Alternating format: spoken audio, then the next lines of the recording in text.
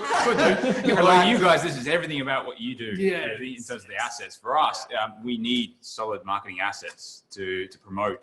If we're going to, regardless of whichever marketing channel we use, if we haven't got solid marketing assets, we're kind of wasting our time. So it's really, and the idea of building marketing assets, I believe, for businesses is that you want to have marketing that generates long-term results for you. So just going, and there's so many different channels and stuff that we work with where they work fantastically, but they're a very short-term fix.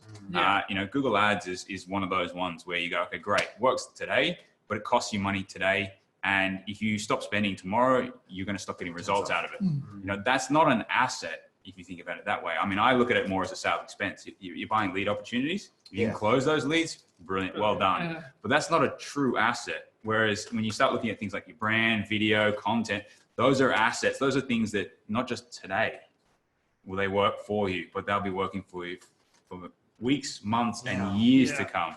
And so it's trying to get people away from, we talked about earlier, everyone doing that sort of quick fix, hey, how do I get business today kind of approach, and saying, well, you've got to do a little bit of that. We all need to get going in business. But at the same time, let's not forget about the long game.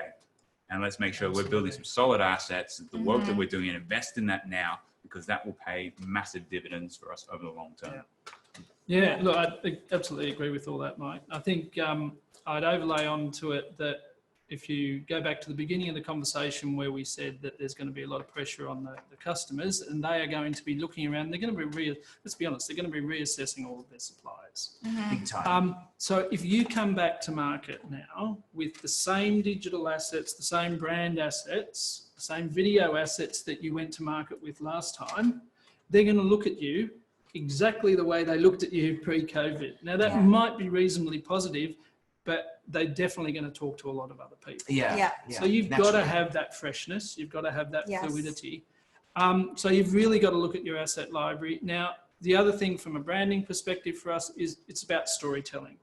And the reuse and the multi-use of assets. So investing the time to build on your branding assets, to build your templates, to build your video, to do the podcasts, etc.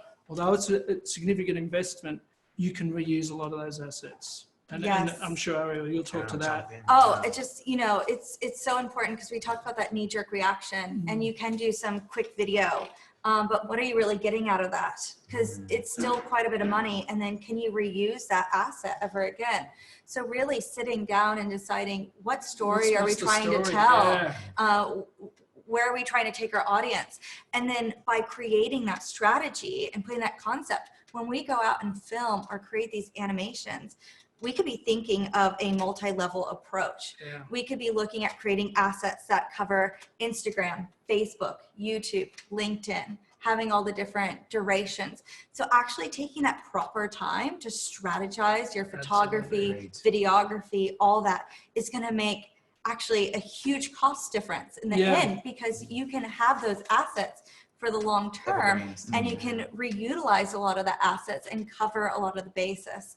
So it's so important to have that strategy behind the assets you're creating. And I concur. Like, I mean, I'm getting asked a lot from clients is landing pages, website writing, blogging and article is really big right now. And it's just, and I, as a message marketer and a copywriter, I guide people through. And so what I've been trying to do to help them build marketing assets is looking at, because they do the usual, I need this. I need something quick. And I'm like, okay, let's work out your goal. Let's have a chat about what you want to do and who you're trying to communicate with. And then they'll say, we want to talk about how we're advancing this particular program or we're launching this particular product.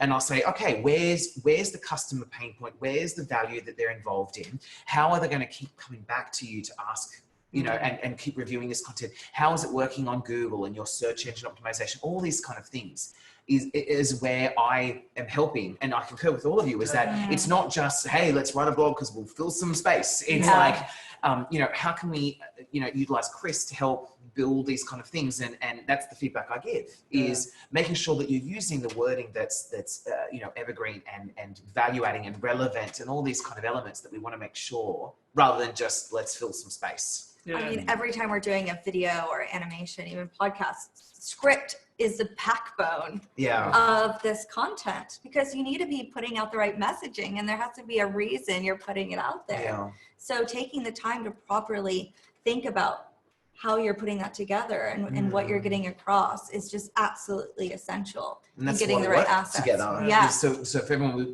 Ariel and I work together a lot of like scripting and video, and that's just the same. It's like you said, it's just about making sure that we're communicating the right messages, and that it's got, that we're looking at things in a holistic way, rather than just let's just throw out a script and best. And I think for us, from a branding perspective, you know, people should go to whoever their design agency is, and they should look at asking them about the templates they use across social media, or even if it's just to give them guides.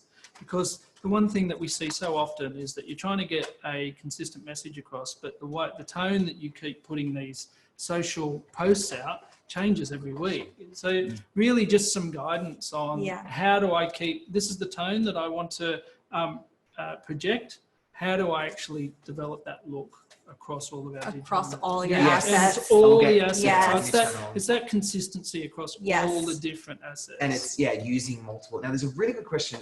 Do you think an organic Google position for your website or brand in the homepage is more long-term than paid Google ad positions? Okay. That's definitely a mic. So I mean, I have Have my we got opinion, enough but yeah, time? go for it. That's it. All right. Where's that soapbox? Absolutely. In terms of the organic side of things, absolutely, it's a better asset. It's once you're there, it takes a long time, a lot of effort to get you to number one, depending on what the keyword is and the competition. But once you're there, you're there.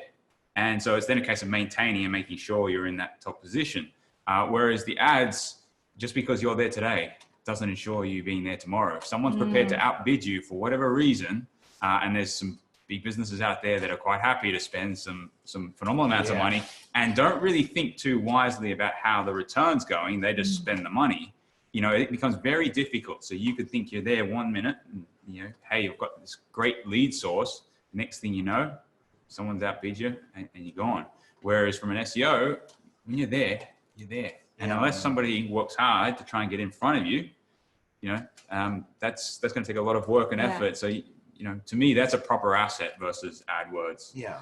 And I like to do a balance of both. For me, like I'm an SEO person, naturally being copywriter, but also like making sure that we're doing paid ads with Oddball. But it's also, I find that people trust the organic stuff more. You know, like when you see an ad, like when you Google local childcare centre and you see the 3 ads, I teach marketing classes at GA, and I often say, quote unquote, that Google ads is almost like cheating, because you get there, right? You get there because you're paying to be there. Whereas the organic leads are there because you have genuinely got a good answer for that search term. And I find that people have gotten onto that. You know, like people, I always ask my class at GA, I say, all right, show of hands, who clicks the Google ad? And some people do.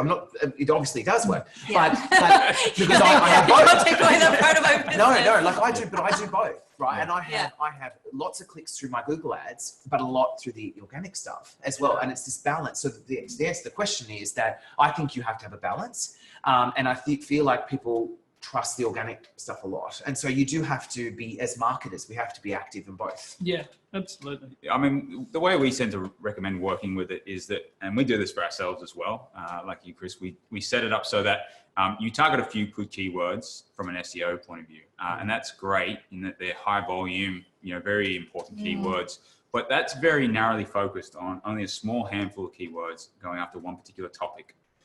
So there's so many other search terms and other keywords very close or, you know, in the same realm that mean the same thing, and same thing for your service, but you can't rank for all of them.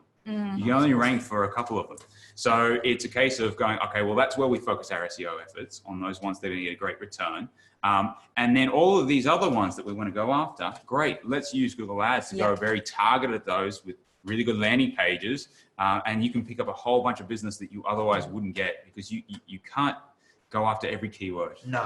And those ones tend to be the lower volume searches that you go after the ads for. They can be, yeah. Quite often, we would target the larger keywords, larger volumes, because it makes sense. Once you're there, it's worth investing in that asset to get you ranking there. If it's low volume, it's kind of not really worth it. But from an ad point of view, because you're only paying per click, if it's got small volume, it doesn't matter. Yeah. You can still go after it. Yeah. And what we often find If it's there is got you get relevance for Yeah. the business. Yeah. exactly, but we find that those ones often will convert better. So when you're paying per click and you're getting slightly better conversion out of that, it makes it even more valuable to go after. If you're going to pay for those AdWords, it's so important that that landing page has the correct brand identity, Exactly. has the video Big content, time. has the right messaging. No, Nice way honestly of though, saying because you know, if you're going to pay for that, even if you want the success for your clients, you don't want them going to a Yeah, crap landing yeah. page, because then they're going to say, oh, why isn't this converting? Why am I paying for clicks? So it's so important to think of it in a holistic way of all these different assets, because yes, you can get someone there, but if you're not representing yourself correctly and you don't have the proper content on that page, you're not going to convert. You pay for the click and no You pay for the commission. click and you're not Yeah. getting the sale. Actually, you're spot on there. When you look at AdWords, the kind of two key mistakes that most businesses make is one, targeting the wrong keywords, and number two, having a poor landing page. Yeah. You know, because They've spot high on, you're clicks, paying to but get the no- clicks. Yeah. And then you're not And then you sit converting. into this page that yeah. doesn't convert. That doesn't convert. You know, Yeah. well, what was the point? Yeah. Whereas just by adjusting that landing page and getting better conversion, we find campaigns go from a non-profitable, poor return on investment to suddenly being a very positive return Yeah. just by changing the landing page. I mean, and just having good because content. somebody clicks on your ad, it's not an automatic right. They're going to buy off you. No, Yeah, that's Not just- at all. That's it. That'd be You great. know. but Yeah. You've really got to assume that when they get there, you've still got to. You're still at Give first them an base. experience. Yeah. Exactly.